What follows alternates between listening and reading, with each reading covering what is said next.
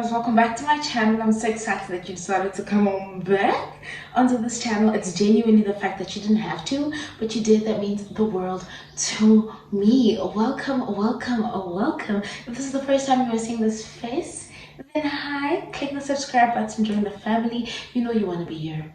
I low-key feel like you know you want to be here. And if you've been here before, if you are a regular,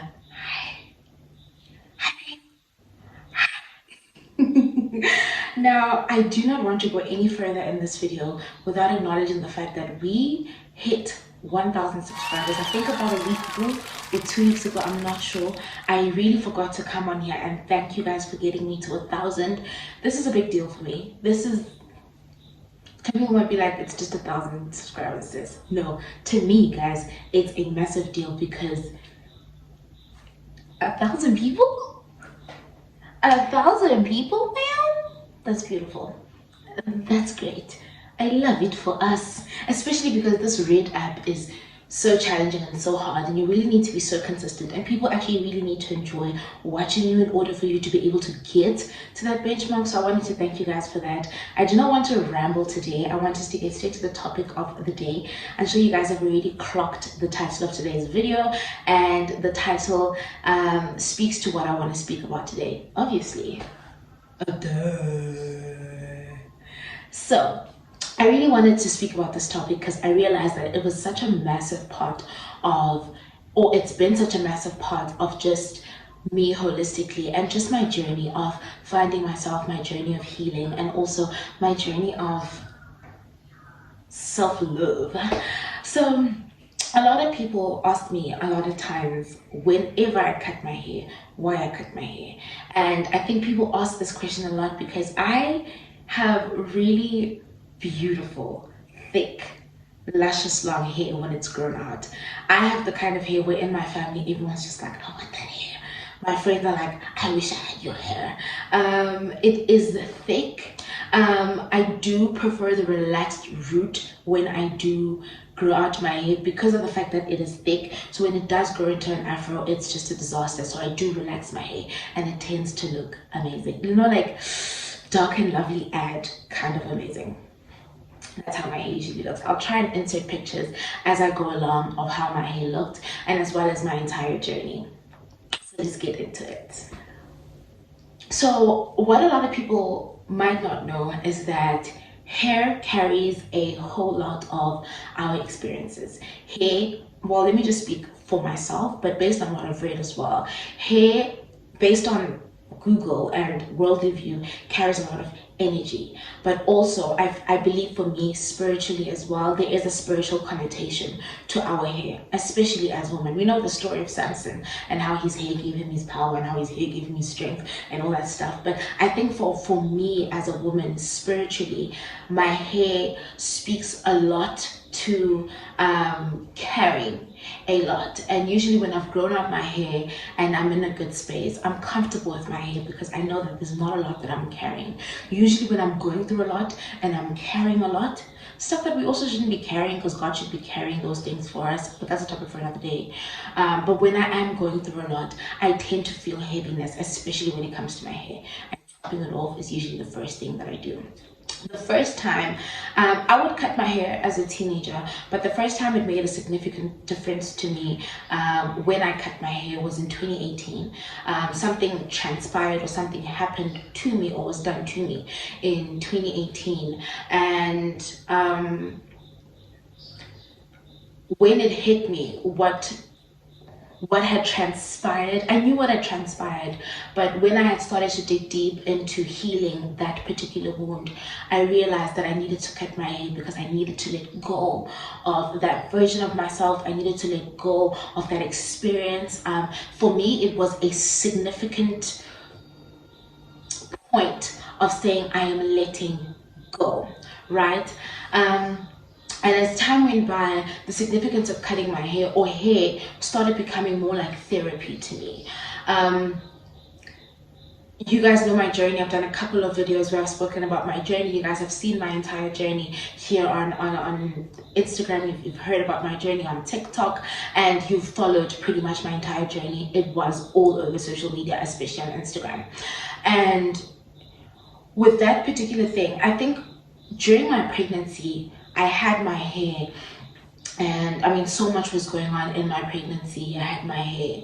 After giving birth to my daughter, I kept my hair. Actually, hopefully, I'll find a picture. But after giving birth to my daughter, I still had my hair.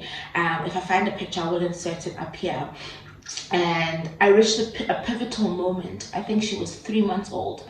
A pivotal moment in my mental health. I would say it was a massive dip, a dip to the point where I remember there was a night I was laying with my daughter in bed. She was about 3 months old, 4 months old. It was around December time. And I was laying with my daughter next to me.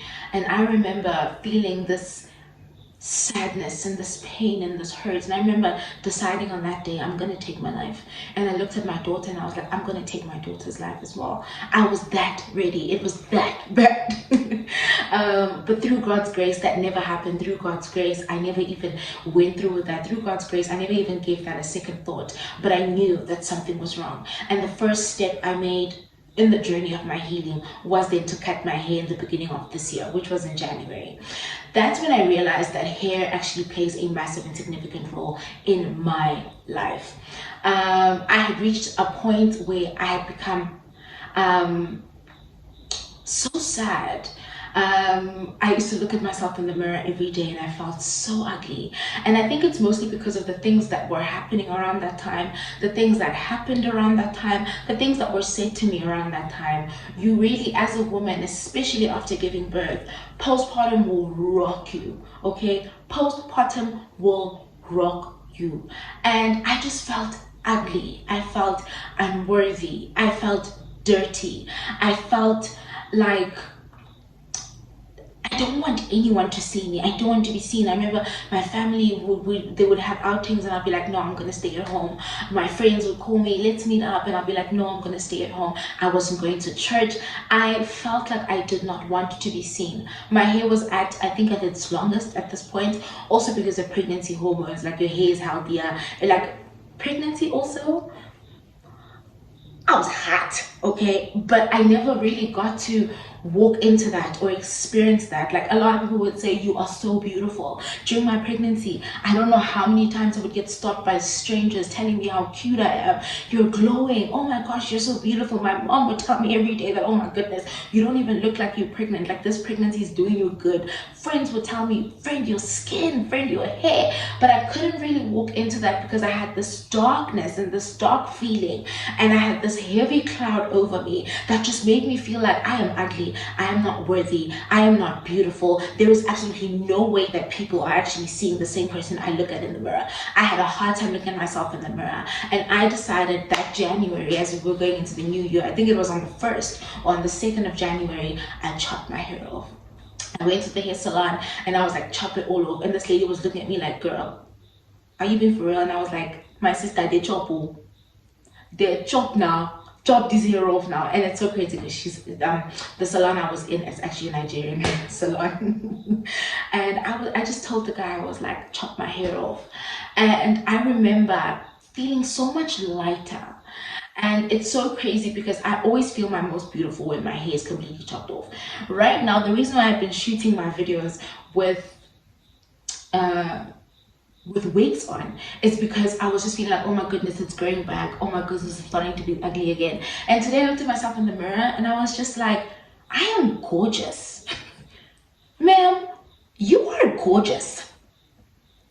My sister, you are the gorgeous soul. Like, and it took me a very long time to get to this particular point. That's why it was so important to me to come here and make this video. I don't think this video is particularly about cutting your hair and the therapy and the theory behind it and all of that. It's to come here and to speak to the woman that might have been going through the worst, or that might be going through the worst, or might be feeling their ugliest, or might be feeling their lowest, or feel like, you know what, they are not worthy, they are not beautiful. They need to first chop their hair off. They need to first grow their hair in order to be beautiful. And I was so intentional to come on here and shoot this video without a wig on because I wanted to show you guys how gorgeous I am, number one, but also to show you guys the confidence that comes with with healing really, it does a number on you, especially when you're doing the healing work and partnering with God. The importance of partnering with God, I realized when I cut my hair, and I mean, I didn't have nails on, but like now I don't have nails on because budget. But when I cut my hair, didn't have nails on, and I looked at myself in the mirror from the perspective of, okay, all of it is off. Okay, it's all gone. If you felt like all of this heaviness was in your hair, all of it is gone now. What are you dealing with? Here you are now, there is no hair. It's just you, babe. It's just you, sis. What are you dealing with? And it gave me such a beautiful perspective in the purity of God's love for us. I remember there was once a time I was praying early this year as well.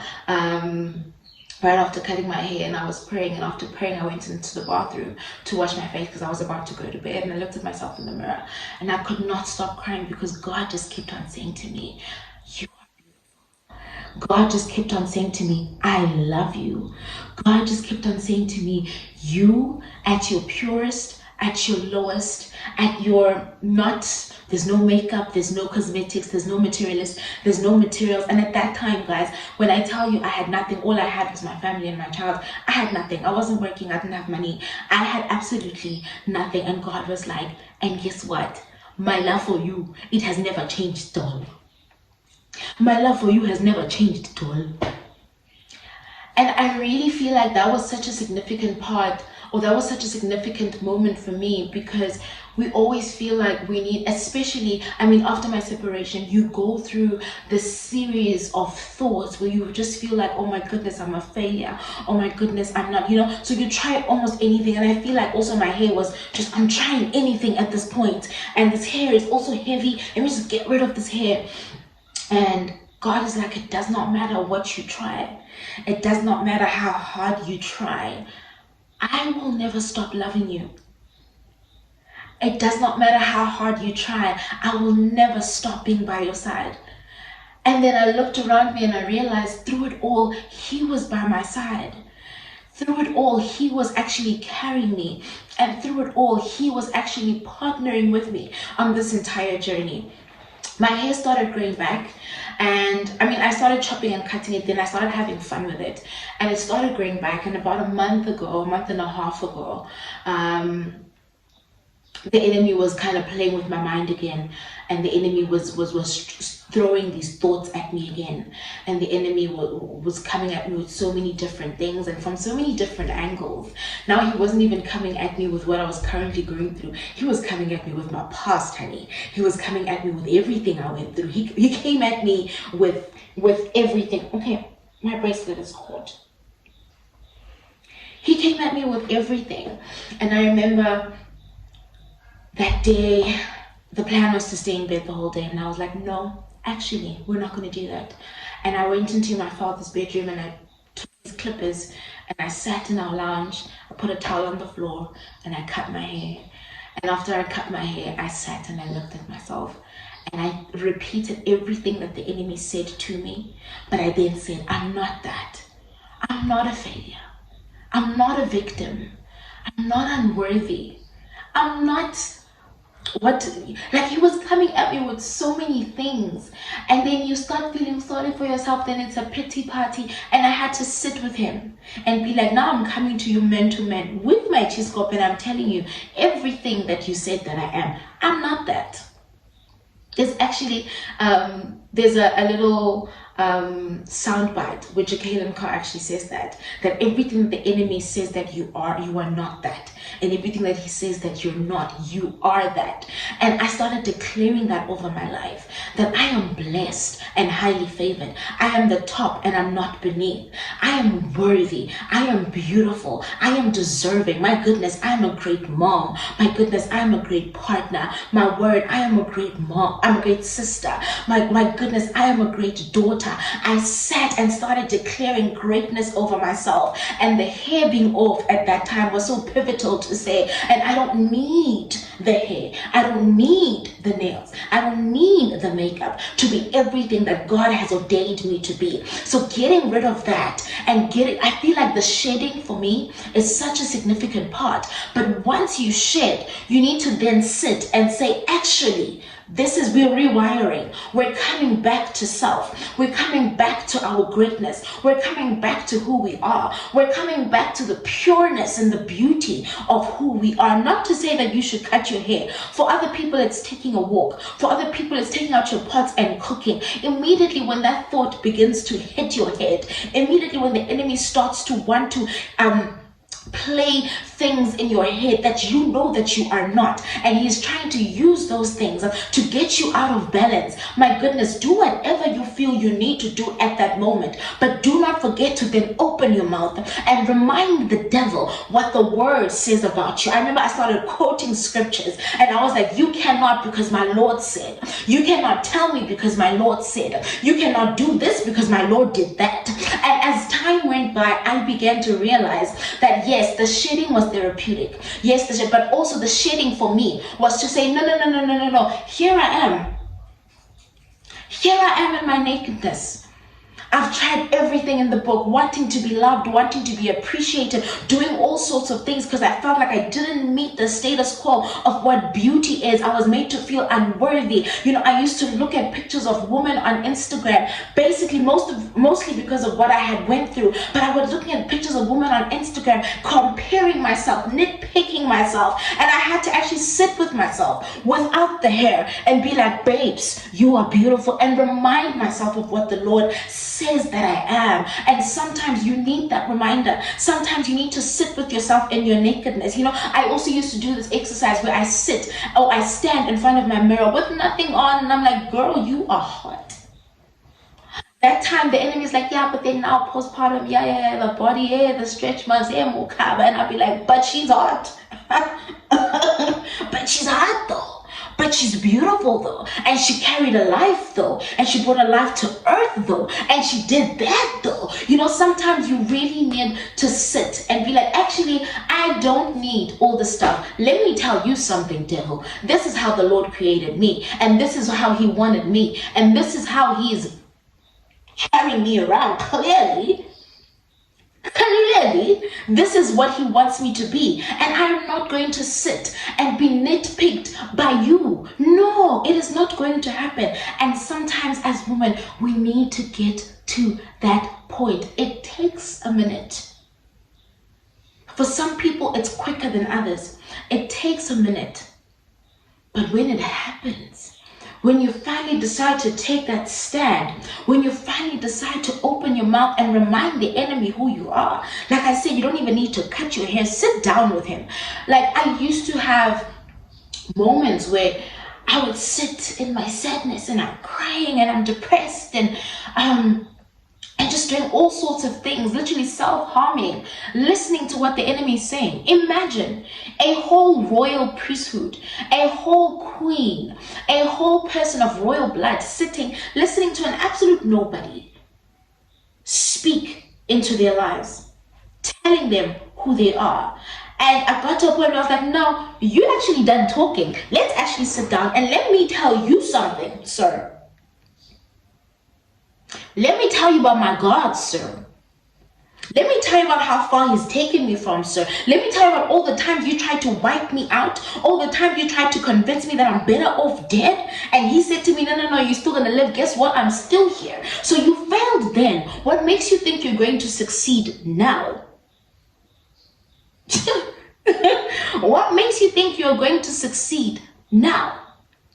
So chopping off the hair for me was not only a thing of saying, okay, let's shed, but it was a thing of saying, either way, I'm gorgeous.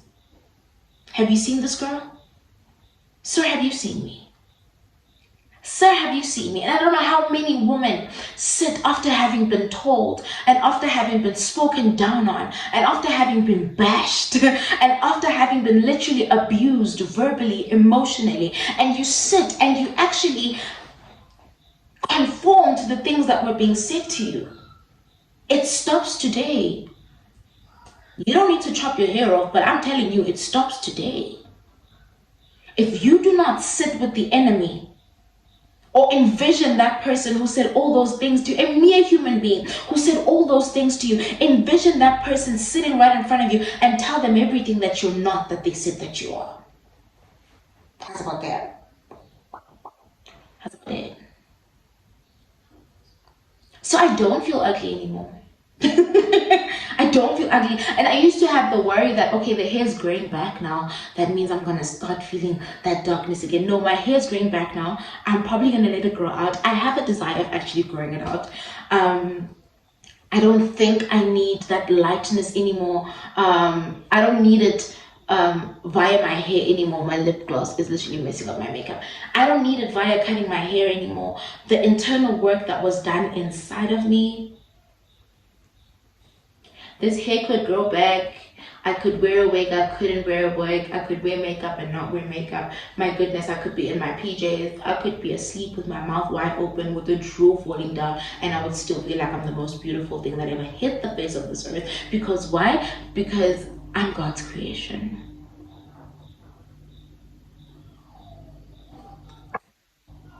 And that's the story of why I cut my hair. I really hope that this video speaks to someone. I really hope that this video helps someone, because yes, we go to therapy and we do things that we feel are therapeutic. Cutting my hair to me was therapeutic. But the day I did it this year, sitting down and telling the enemy that, okay, I've done the therapeutic step. I've done the psychological stuff. Psychologically, my mind tells me when my hair is cut off, I'm a lot lighter. But let's deal with the spiritual, because you need to remember that we are not physical beings. We are spiritual beings, and we do not fight against flesh and blood. We fight against principalities. And sometimes you need to go into the spiritual realm. Emkhatini. You need to go Emkhatini and be like, actually, give my confidence back. Actually, bring my self-esteem back. Actually, give back my self-worth. My self-worth should never, your self-worth should never be in the pocket of a human being, ever. Just because one person does not acknowledge you, one person does not appreciate you, one person does not reverence you, one person does not see your beauty, one person does not honor you, it does not mean that what they think of you is true. Most times, if not all the time, what they think of you is a lie planted by the enemy. And when it gets to you, it now starts to grow. And then what God has instilled in you begins to diminish, literally dies in the shade of the growth of the negativity. And then you're sitting and you are literally walking around without an identity, because you've given your identity to someone and you've allowed them to dictate who you are. When I tell you I've been called every word in the book. When I tell you I've been named every name in the book. When I tell you I had to sit as a woman, as a wife, as a mom, and be so insecure because you are being shown that there's better, and you're being told that there's better, and better is being entertained. And you sit and you're like, you know what? I'm nothing. That ends. Abatum, guys, that ends. It ends today. So cutting my hair for me was therapeutic. I don't know what the therapy is for you. Do that, but do not forget to do the other one. In fact, start with the other one. I also feel like had I started maybe with the spiritual, I maybe wouldn't have even needed to cut my hair. But also, I just do enjoy having short hair. But like, you get what I'm saying? You hear what I'm saying? Because some people, they'll say, no, for me, psychologically, what helps me is that I have a glass of wine. Or psychologically, if I smoke a blunt, you see. So maybe start with the spiritual. Start with the spiritual. Because that's where it should start. That's where it should always start. Hence, I'm saying right now, the way the spiritual is so taken care of, the way my identity in Christ is so taken care of, whether the hair grows back, whether it doesn't grow back, whether I decide to cut it tomorrow. I was thinking of actually dyeing it blonde. Whether I decide to dye it blonde, whether I lose an eye, whether I lose a tooth, whether I gain more weight, whether these arms don't go away, I'm still that girl. Why? Because I'm a child of God. and that's on period. So that's the chat, guys. That is the chat. I had a story, I had a whole story time, and I'm still going to do that story time. But I felt like today, this was necessary. I felt like today, this was necessary. There's a scripture that I want us to get into, or a scripture that maybe you can read at home in Deuteronomy 14. I think it's from verse 2, but the whole verse, it's basically Moses reminding the Israelites who they are. Go and read that word. Go and read that word. And sometimes they're like, hey, when ufani, when you're odd, when you don't fit in, why when so why when how is it that when your aesthetic doesn't fit the aesthetic of those ones, of the Instagram girlies? Guys, these are things I really struggled with because I was forced by the enemy to think that way. And no more. No more. Because the word says, he says in that scripture that he has set us apart as his special treasures. When someone says, your weave doesn't sit like Mama's weave, and I'm not Mama. I've been set apart. That's fine. You don't talk like Mama. I'm not Mama. I've been set apart, and that's fine. That's okay.